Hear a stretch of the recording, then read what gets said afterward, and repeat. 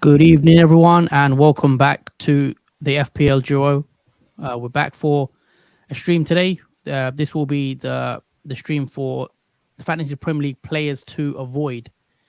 Obviously, the season is starting. Was it next month, around the 13th or 14th of August, I think. So still a way to go before Premier League football is back. But we thought we'd start churning out the videos again. So yeah, nice to be back. How you doing, Jordan? Everything good? Yeah, everything's good. Back again with another video. Fantasy, obviously, the deadline for Game Week 1 is closing very soon. It's Friday, the 11th of August. So, yeah, I think this will come really quickly as we tune out these videos. But yeah, all good. See you guys, obviously, who are watching also. Yeah, Tricky Tree says good to have you guys back. Yep, welcome, Tricky Trees. Nice to see you again. Nice to see Dan as well. Hopefully, we have another great season for 2023-24.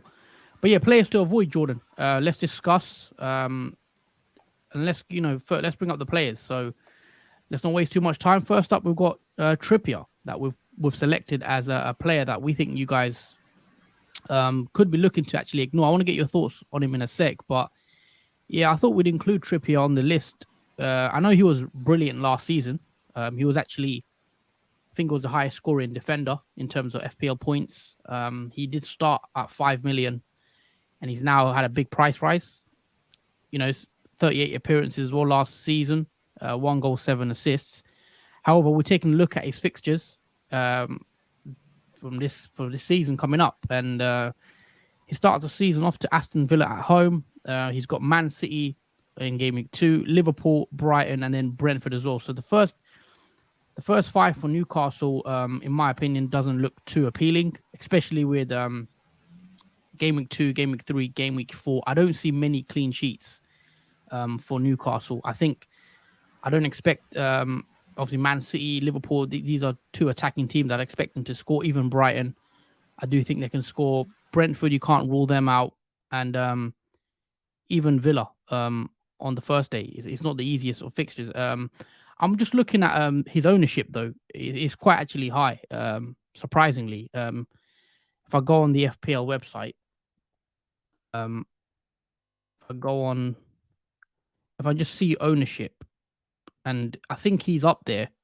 Yeah, so 33% of managers already have selected Trippier in their teams, which does come as a surprise. What do you make of Trippier, Jordan, especially with these fixtures? Or they do look quite tough on paper. Yeah, I think a lot of people are remembering how well Trippier did last season. I think this is purely why those 33% that do own him currently in obviously the first team are going with Trippier despite the fixtures being difficult. He did show last season that he is a top tier defender who was similar to Trent the season before that.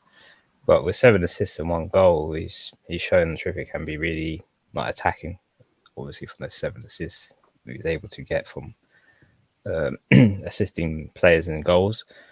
But in terms of fixtures, I think for this season, it is going to be a bit of a turning point whether Trippier has a good start or not. I think at first, personally, for me, I thought Trippier was instantly first into my team until I thought about it and figured maybe not, just because of the fixtures he has, especially the ones with Game Week 2 and Game Week 3, where he plays Man City away and then he plays Liverpool at home.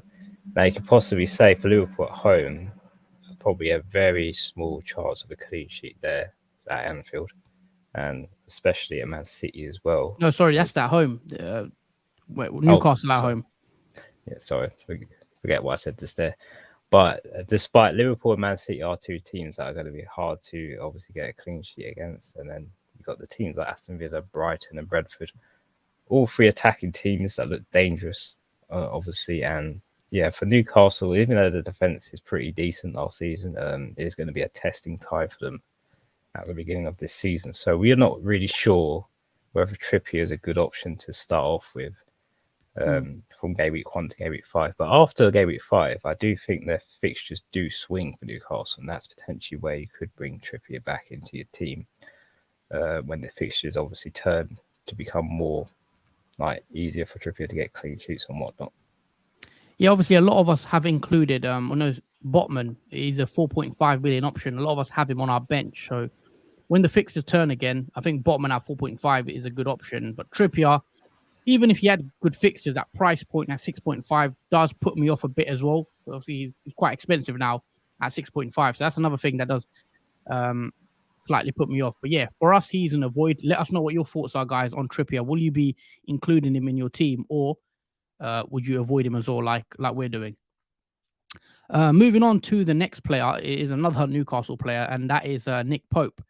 So obviously he had a brilliant season as well, with Newcastle finishing fourth and getting that Champions League spot. But we don't want to spend too much time on this one. Because it's kind of similar to Trippier as to why would avoid Pope. Number one, again, the fixtures are quite difficult for him. Villa, Man City, Liverpool, as we mentioned, we don't see many clean sheets in the first five. He's also priced at 5.5 million, which is like a premium price for a goalkeeper. And the way I play, the way I usually pick my players, I usually go for the 4.5 million and the 4 million goalkeeper combo. I don't like having an expensive goalkeeper. That's just me. I know some people like going for a premium keeper, but I don't think it's worth it, especially at the start of the season when money's so tight. I prefer to have a cheap goalkeeper. And yeah, that's why I'm put off by bringing in Pope, because of the price plus fixtures. Do you want to add anything else onto that, Jordan, or your thoughts on it?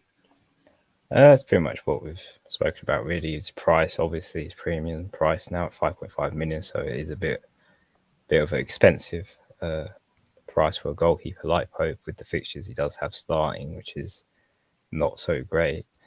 Ownership wise as well, 13.6%. There is quite a few that do own Pope, which is quite surprising at that, especially with the fixtures and the combination of his price as well. It's quite interesting. Whether that goes up or goes down, it's going to be interesting. But yeah, that's pretty much all to say about Pope. Yeah, he's an easy avoid, I think, personally. Again, let us know your thoughts, guys. Also, if you are watching, if you are tuning in, make sure you do smash the like button, and also make sure you are subscribed if you are watching for the first time. Moving on swiftly to another avoid. And this one might be controversial because, as we guys know, Arsenal were brilliant last season. Martinelli was one of Arsenal's best players. You look at the amount of goals he scored, 15 goals and 5 assists. So a brilliant individual season from him.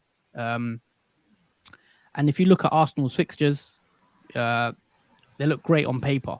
Forest at home in game week 1. They got Palace in game week 2, Fulham after that, Man United and Everton. So why have we included Martinelli? And the main reason why I think I've included Martinelli into this list as an avoid is purely because of the other Arsenal assets I prefer over Martinelli. So assuming we have an Arsenal defender, which could be someone like a Gabriel, or I've seen some people even include Ramsdale in goal. So assuming we have an Arsenal defender, that leaves you with 2 more options up front. So as you guys know from my team in the draft, I've actually got Saka in my team and also Jesus. So for me personally, I would prefer Saka over Martinelli as an option, as an FPL asset. The main reason why as well is because of the penalty situation. We know Saka's on penalties, and for me that is a big bonus as to why I'd prefer Saka. Saka is slightly more expensive at 8.5, and but I still think it's worth it at 0.5 to go for Saka over on Martinelli. We're also looking at someone like Ødegaard, who is in a lot of our teams as well, and Ødegaard's at 8.5 million as well, so they are slightly more expensive. It'll be interesting to see what people think about Martinelli v Ødegaard. I still think I'd go with Ødegaard ahead of Martinelli. So yeah, I think Martinelli is an avoid. Yeah, it could be a controversial one because her NH99 does say no way I am avoiding Martinelli. Let us know your triple Arsenal. I'll be interested to hear from you. The 3 you've selected. I think from what I've seen, it looks like Martinelli I've not seen him in as many teams. I've seen Saka, Ødegaard, Jesus, those 3 more prominent in teams. But that's what I think. Just because of the penalties with Saka, that's where I'd be going. And then Ødegaard over Martinelli is the one I just think I'd just side with Odegaard. But yeah, what's your thoughts on it, Jordan? Obviously, Arsenal have great fixtures to start the season. We're probably going to have triple Arsenal, most of us, because you can see a lot of goals in the next 5. Yeah, absolutely. Arsenal, no doubt, have one of the best fixtures to start off with this season, and yeah, we'll most likely go with 2 or 3 players from Arsenal. In terms of Martinelli as an avoid, I do agree with the 0.5 that you get more for Saka. Obviously, that 0.5 for value more, I think, does matter a lot, especially with Saka being on penalties for that reason as well. In terms of Martinelli as well, there is that slight worry that he may not play a full 90 minutes every game. Obviously, we saw last season he does rotate with Trossard, so it will be interesting to see this season how much Arteta does with obviously switching out players like Martinelli, where these 2 players play the same position on that left-hand side. So yeah, it'll be interesting to see how many minutes Martinelli does also play as well. That may play a part in whether he does become a viable Arsenal asset, like we've seen with Odegaard and obviously Saka and Jesus. So it will be interesting to see with Martinelli. But yeah, I think I can sort of agree with this as being the void, as in regards to obviously Martinelli doesn't take penalties. There's possible rotation, and even though it's cheaper, you've still got Saka, who's 0.5 more expensive, but also has that bonus of taking a penalty. So yeah, that's my views on obviously Martinelli being the void. Yeah, that's a good point, actually. The Champions League point. The rotation point. Bringing it back to the Champions League. Obviously, Arsenal are in Europe, in the Champions League, and will they rest? Will Arteta rest and rotate around that period? It's interesting to see, because obviously Trossard could play on that left side. So yeah, that's a good shout, actually. And you'd expect Saka and Odegaard maybe to get more minutes. But yeah, we'll have to wait and see with that one. But for now, he's an avoid. Dan also says Ramsdale, Saka, and Jesus are the 3 Arsenal he's going for. Interesting. Interesting you've gone with Ramsdale. Let's move on, though, to another player that we think you should be looking to avoid. And that is actually his Arsenal teammate, Ben White. Now, I've put Ben White on the list as an avoid. Purely because of his price, if I'm being honest. He's 5.5 million. And I think for 0.5 cheaper, I think Gabriel is a no-brainer, and you save that 0.5. So if he was 5 million, I think he becomes a great option. But yeah, I just don't see the point bringing him in for 0.5 more. I know he has slightly more attacking threat, potentially with an assist, etc. But I still think Gabriel, he's nailed. He's going to play 90 minutes every game. Obviously, Arsenal have also signed Jurriën Timber, it looks like, from Ajax. So can that cause a bit of rotation with Ben White? Because obviously they can play similar roles. So that's what I'm looking at as well with Timber coming in. But yeah, that price point for me doesn't make sense. I think if he was priced at 5, it'd be more attractive. But yeah, for me, I'm going Gabriel as the Arsenal defender just because of his price. What's your thoughts on it, Jordan? With obviously Ben White being priced at that 5.5 mark. Yeah, I think him being priced at that 0.5 more expensive does put a lot of people off having Ben White, judging from his ownership only being 10% as well, compared to Saliba's ownership. There is that exact reason. He's 0.5 more expensive than obviously Gabriel. So it makes sense to go obviously with a cheaper defender for Arsenal that may play more minutes, and obviously than Ben White will during the season. Also, even though Ben White has that attacking threat, Gabriel also does have that attacking threat from corners. Obviously, he's dangerous from headers. He did score 3 goals last season from 3 headers, I believe, for Arsenal. So at the same time, he is, I think, a better option between Ben White is Gabriel. Obviously, saving money. And you still got that sort of attacking threat. It's just a different type of attacking threat. It's not like Ben White's. But yeah, I can see why, obviously, Ben White could be an avoid just because of that price difference.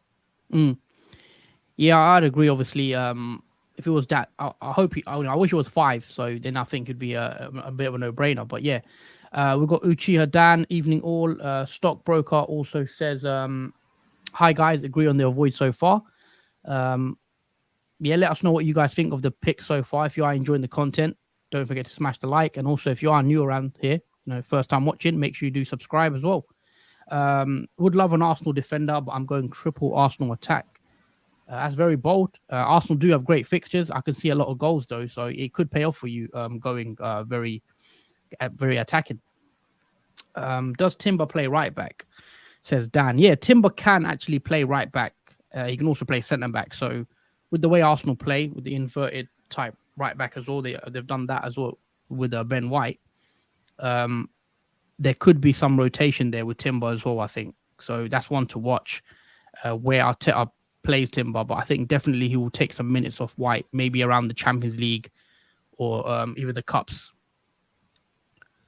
But yeah, let's move on to another player, the next player on the list, and that is another fullback, and that is Andrew Robertson of Liverpool.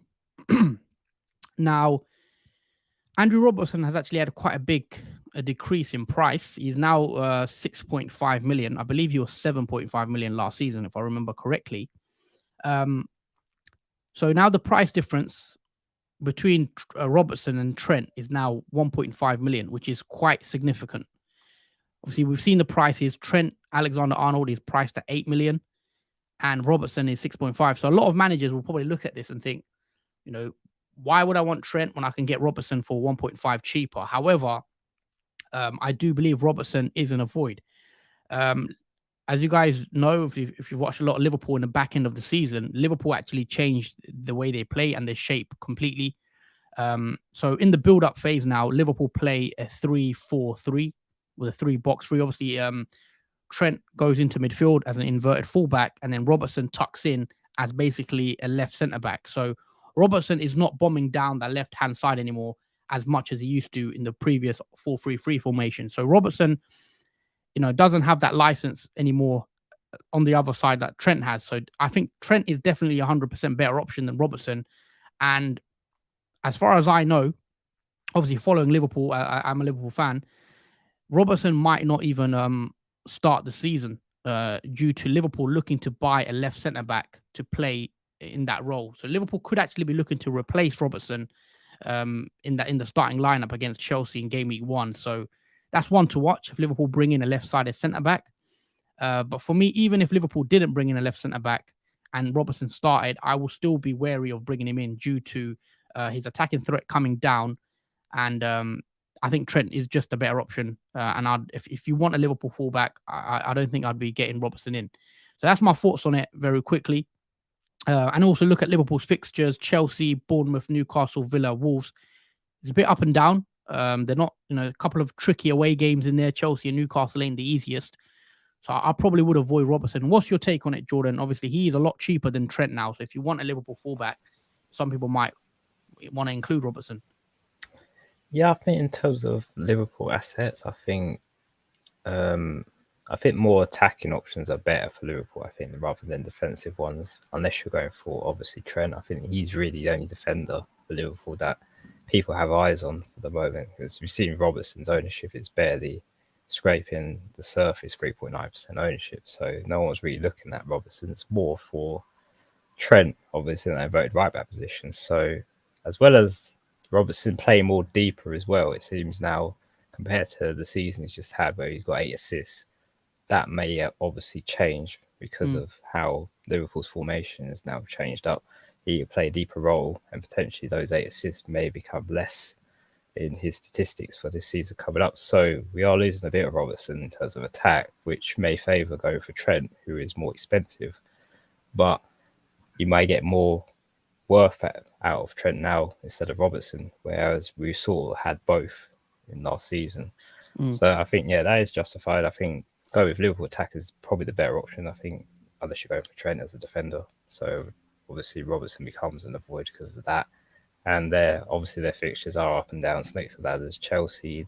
Then you got an East one, Bournemouth. Then it gets harder again at Newcastle.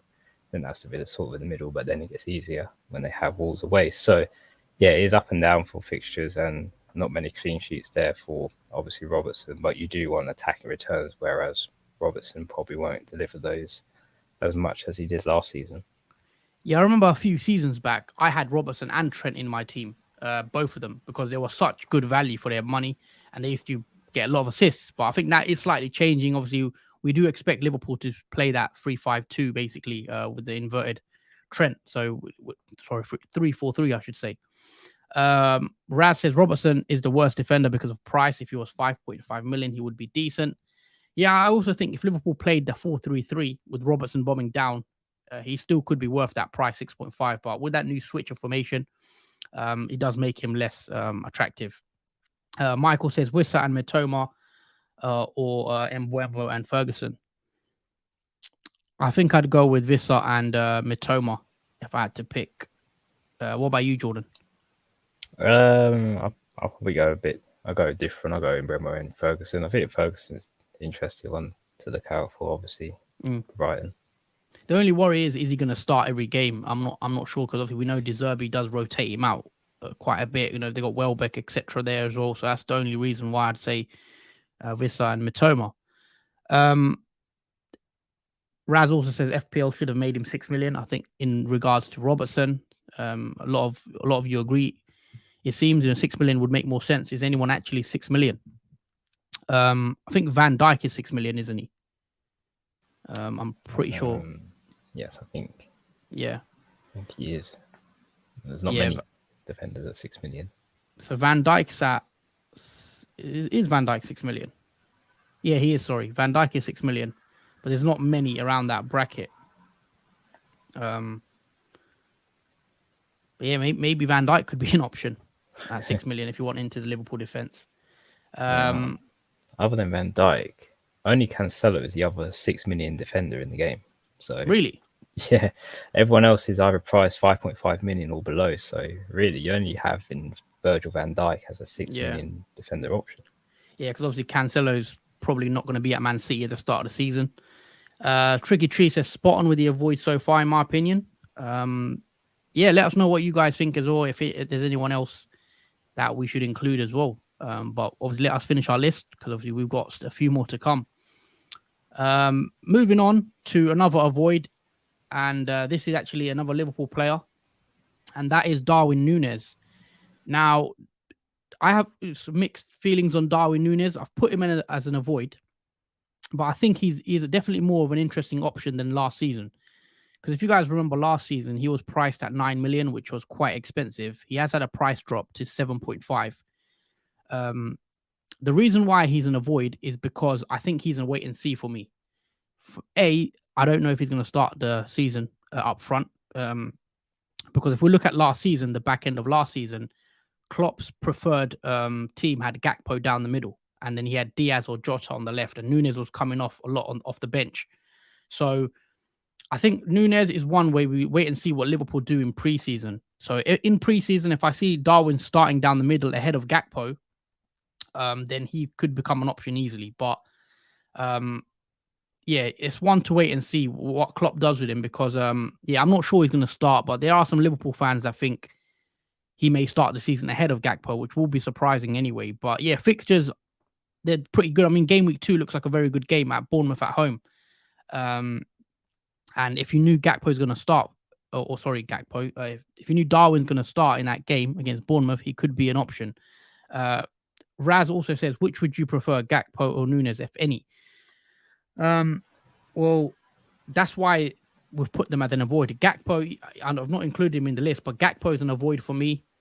Darwin's an avoid for me. I think Jota could even be an avoid, if I'm being honest, just because I don't know who's going to start, and even minutes wise, there's going to be rotation. Luis Diaz is there as well, we're forgetting. So who's going to play? And it's going to be interesting to see, is Darwin the preferred centre forward? Because I have a slight feeling it could be Gakpo up front. What do you make of it, Jordan? Are you going to wait and see as well how Liverpool do in pre-season, or even the first 2 or 3 games, and see who plays down the middle?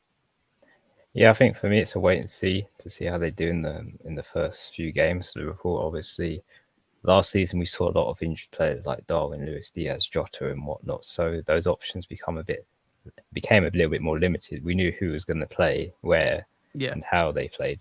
But this season, obviously, everyone's back rejuvenated.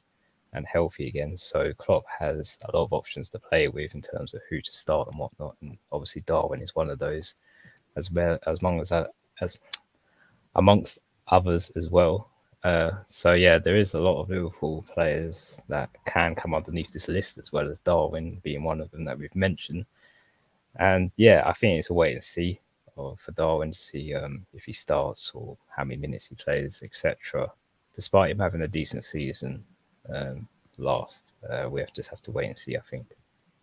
Yeah, obviously, with obviously watching a lot of Liverpool, it looks like for me, Gakpo does look like the one who's preferred down the middle. So that's the only why I think, for now, I think wait and see with Darwin. If he becomes an option, though, 7.5 million is tempting. Stockbroker says, show some appreciation for streaming line. Hit that like button.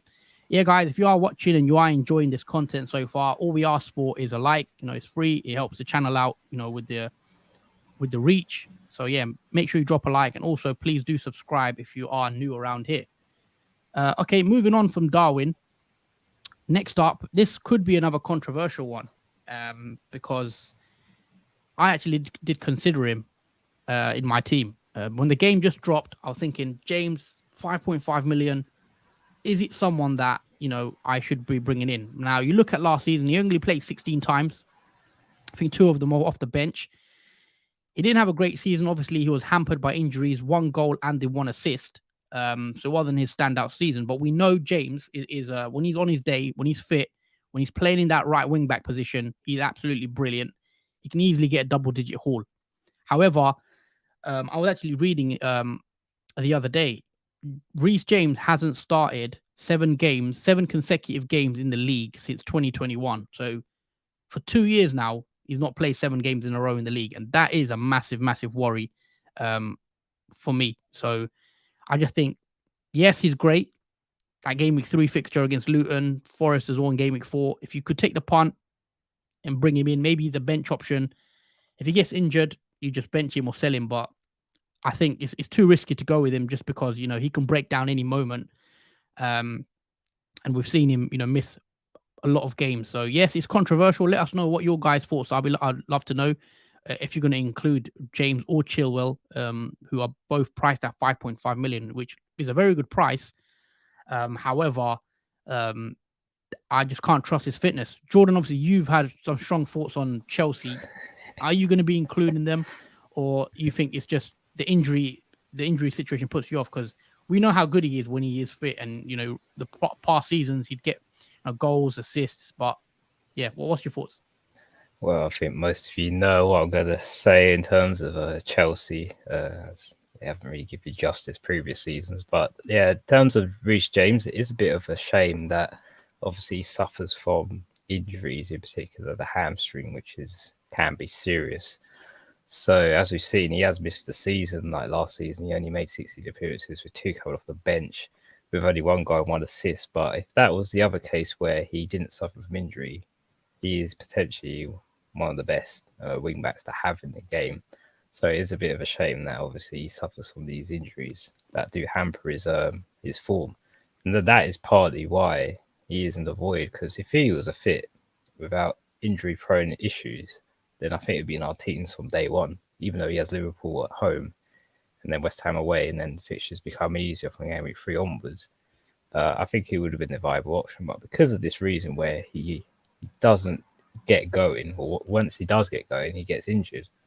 And that sort of puts you off of obviously bringing Rhys James in, because if you bring him in for like 2 games and then something happens to him where he's out for long term, then obviously that's going to cost you a transfer to take him out. And at 5.5 million, it would be a steal, but because of Rhys James and his injuries issues, it is a bit of a void, I would say, for Chelsea. And it's pretty much the same for Chilwell as well, because he suffers from the same similar problem. But his ownership is 18.7, which is surprising. So maybe some people do have him, but it would be interesting to see where they have him, whether he's on the bench or in the starting 11.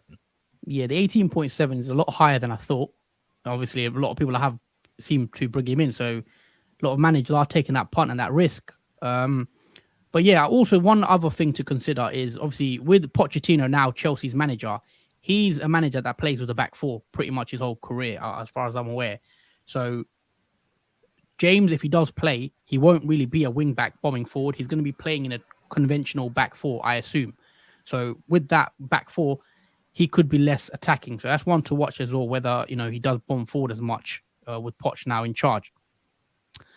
Dan Hilton also says, I'm only really looking at Nkunku from Chelsea. And Tricky Trees, Chelsea fixtures are pretty good. Weeks 3 to 8. Waiting to see who's playing still fit. Yeah, I think that's a fair comment from Tricky Trees. I think they are a wait and see for me. I don't think I'll be having any Chelsea players in my Game Week 1 team.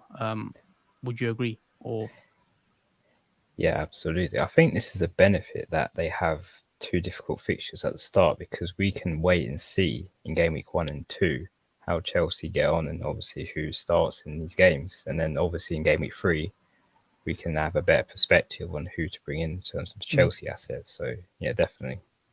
Yeah, I agree. I think wait and see how they do against Liverpool, West Ham. There are some tough games in there. Obviously, Liverpool, West Ham will give them a tough challenge. But then after that, if they come out well against that and they look really good, then definitely, yeah, against Luton Forest, you'll probably be bringing one of them in.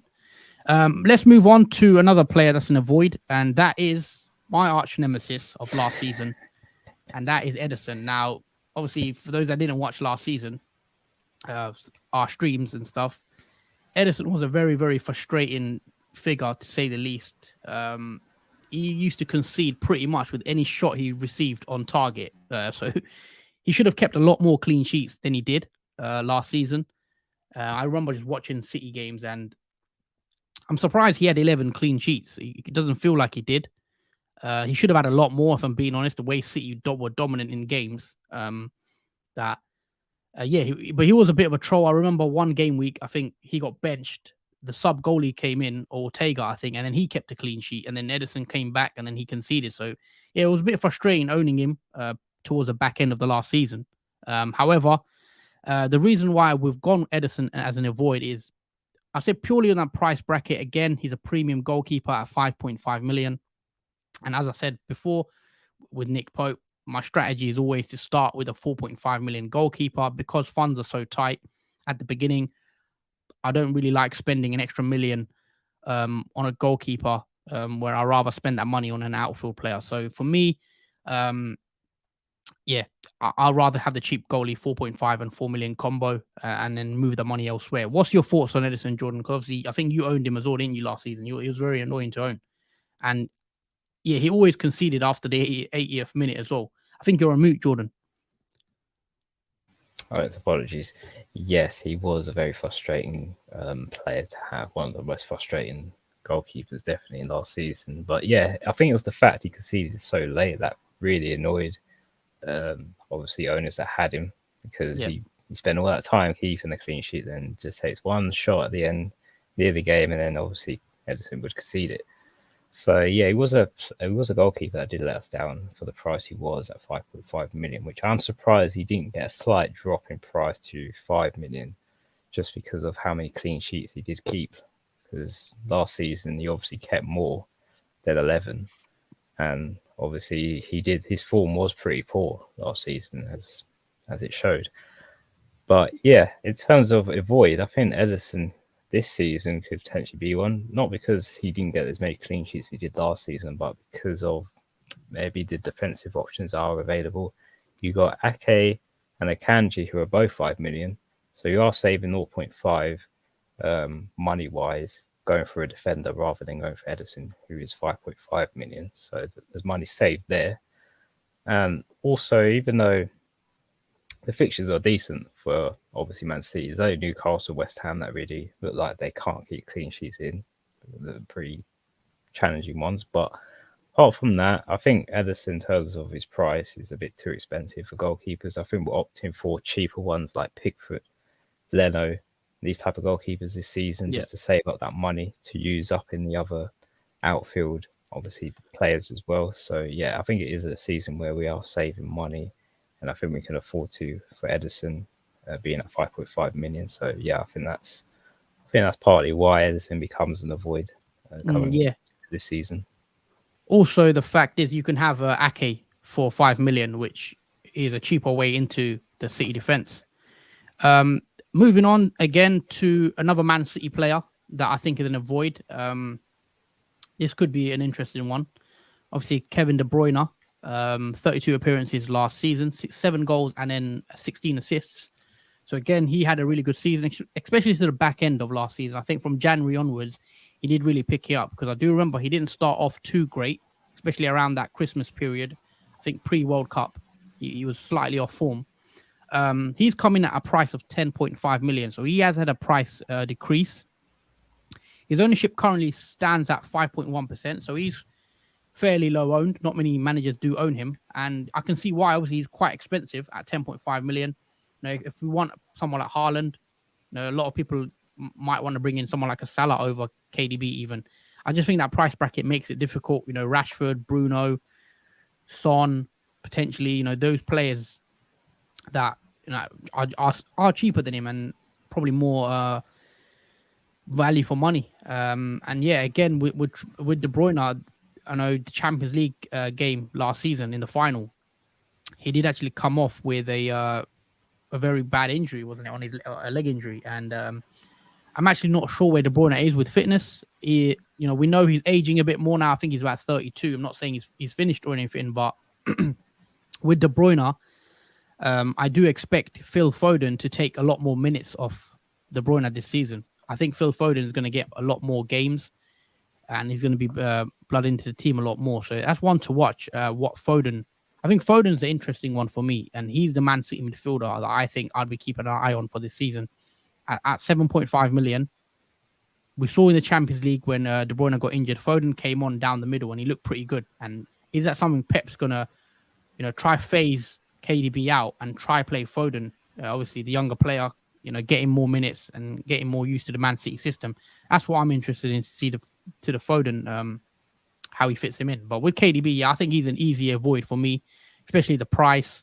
You know, I'd rather go for other premiums like Salah, even cheaper players, not premium, but Rashford, Bruno's, etc. I think I'd be going there instead right now.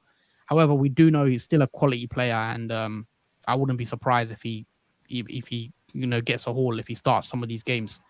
What's your thoughts on it? Obviously, Jordan, with 10.5 million now, he's at the price.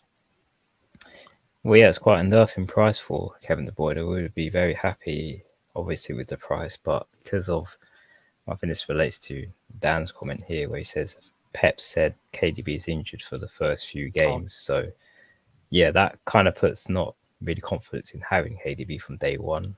Because I do think it is his hamstring, which he is suffering from as well. So I think solely because of that reason as well, he does become less of an option to bring in from game week 1. But also you've got Foden and Grealish, who are both at 7.5 million, which are cheaper options, and we'll most likely see more appearances maybe from them at the start of the season. So maybe it's better to go with these midfielders rather than KDB, where obviously he won't be starting potentially because of injury from day one, and because they got Burnley away. It's definitely a fixture you want to have a midfielder in that can obviously start. So yeah, KDB definitely ruled out for that. And yeah, he is getting on now. Obviously, he's not the young player we used to see, but he still has that in him. Obviously, from last season, 7 goals and 16 assists. So we have still got that type of form behind him. But it all depends on now whether what happens to him after obviously he's recovered and how many minutes he does get from Pep now, because obviously we know Pep Roulette, he does like to switch out players and change the team about. So it will be interesting to see how KDB does this season. But I think, yeah, he can be an avoid from these fixtures. Yeah, Tricky Tree says Man City play the opening game. Early team news on Foden and others possibly. Dan also says with KDB out and Gundogan gone, should be more playing time for Grealish and Foden. Yeah, Foden, I've mentioned him. He's one that I could be tempted with seeing if I see preseason and he's starting down the middle, he becomes an option, I think, definitely. Moving on to the final player for today. Obviously, that is 10 players that we've given you as an avoid. And finally, we've included Mason Mount as another avoid. Now, obviously, Mason Mount has just signed for Man United. I think it was confirmed a few days ago. And we know Mason Mount didn't have a great season with Chelsea. Chelsea as a whole, as a team, didn't have a great season either. Mount did only play, I think, 24 appearances, 3 goals, 2 assists. His ownership is currently at 9.1%. So there are a few managers that are taking that punt on him. He's priced at 7 million. So I think decent price for Mount. But I think for me, he's an easy avoid due to a few reasons. Firstly, obviously in Man United's midfield makeup, we expect Casemiro to be in there, Bruno, and then probably Mount on that left side. But for me, Mount is a avoid purely because I think there's other Man United assets I'd rather want ahead of him. So I think Rashford, definitely I'd want ahead of Mount. I know Rashford's a bit more expensive, but I think it's worth it. Obviously, Rashford has that more of the goal threat, the way Man United like to play on the counter. Even Bruno Fernandes, who I definitely would have over Mount, because Bruno Fernandes is on penalties, which is, again, quite a big thing in FPL, because all it takes is that one penalty and then, bonus points, and then Bruno's got a double-digit haul. So, yeah, definitely those two players I prefer over Mount. Also, Bruno's on set pieces. He pretty much takes all the free kicks, the corners. So, yeah, I think Bruno and Rashford are the ones I'll be looking at as Man United assets, I think. And then you might include someone like a Luke Shaw. So those 3 are the ones that I'd be going for. But yeah, for me, Mount is an avoid. I think I want to see how he does. We know he didn't have a great season last year.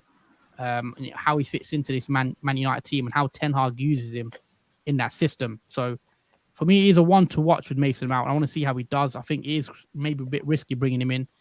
Maybe watch a few preseason games, see how he does. But I think for me, he's an easy avoid. What's your thoughts on it, Jordan? Obviously, as a Man United fan yourself. Yeah, it's obviously exciting. Obviously, on the word now.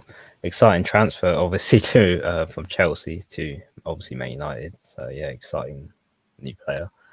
I think it's a good thing, obviously, for Mount, because I think at Chelsea, obviously, he was pretty much a bench warmer because of their bloated team. He didn't really get much game time or minutes behind him. So I think with this fresh start at Man United, we could potentially see him improve, spruce out a bit more. But I think we have to wait and see, obviously, at Man United where he obviously does stand. Obviously, because it's early days to know how Ten Hag incorporates Mount into this team. Obviously, because there are rumours I've heard from Man United that Bruno may play deeper in the squad, and then Mount obviously plays ahead of him. But until we know for sure, it's all wait and see. I think to see whether Mount plays attacking or not, or whether he becomes an option. Because obviously we've got Rashford as well, and Bruno Fernandes as the 2 main players that we would get from Man United. So it will be interesting to see come the time, because obviously Man United's fixtures are a bit of stakes and ladders, with Wolves at home and then Tottenham, and then Nottingham Forest easy fixtures, and Arsenal, and obviously Brighton after that. So yeah, I think it is a wait to see for Mason Mount, but his ownership is 9.1%. So some people have got an eye in for him. So maybe they're prepared to jump on him early and maybe get a good shout from him in the Wolves at home game. But yeah, I think it's a wait to see, I think, for Mason Mount, personally, for me. Yeah, I think definitely. I think, there's other players that would want that play for Man United. So yeah, we'll see with what happens with Mount and where he plays. But yeah, that is pretty much it, guys, for the video. That is 10 fantasy Premier League players that you should be looking to avoid ahead of the 23-24 season. Let us know what you guys think of all the players that we've spoken about today. Do you agree with them? Do you disagree with them? Is there anyone else that we should have included? Obviously, there is a lot more that we could have included, but we thought we'd keep it quite short. Obviously, it's just 45 minutes that we've gone for this stream. But yeah, let us know your thoughts in the comments. If you are watching on a playback as well, let us know in the comments as well. Make sure you do drop a like, guys, because it helps the channel out massively. All your likes help our video be seen more on YouTube. So yeah, like the video. If you haven't already, smash the subscribe button as well, because I think we've just past 800 subscribers. So the next target is that 1,000 subscriber mark. So if we can hit that this season, that would be fantastic. So do share it on your socials as well. That would also help us out a lot. But yeah, that is it from us today. We'll be back again for another stream, probably midweek or maybe on the weekend, next weekend now, because we'll probably put a few videos out. If you haven't already, make sure you do follow us on Twitter. The FPL Duo is our @ so I'll put it on the screen, the FPL Duo on Twitter. Make sure you follow us on there. We're going to be posting a lot more on there as well and interacting with you guys on there, so do follow us up. Also, the league code, I have made a new league code for the FPL Fantasy. If you do want to join, guys, there is a new code, so make sure you do check the link in the description and join our Fantasy Premier League. And congratulations to Rushton Regan, I think, for winning the league last season. But yeah, if you guys want to, try win the league, make sure you do join as well. So yeah, like, subscribe, and yeah, that's it from me. Anything else you want to add, Jordan, before we do wrap it up? Just thank you guys for watching. It's always appreciated every time you watch our videos. And yes, take care. Enjoy the rest of your weekend. And yeah, we'll see you very soon. Yep. Thank you for all your comments as well, guys. Yeah, nice to see David as well in the chat. But yeah, see you soon. And yeah, have a good rest of the weekend.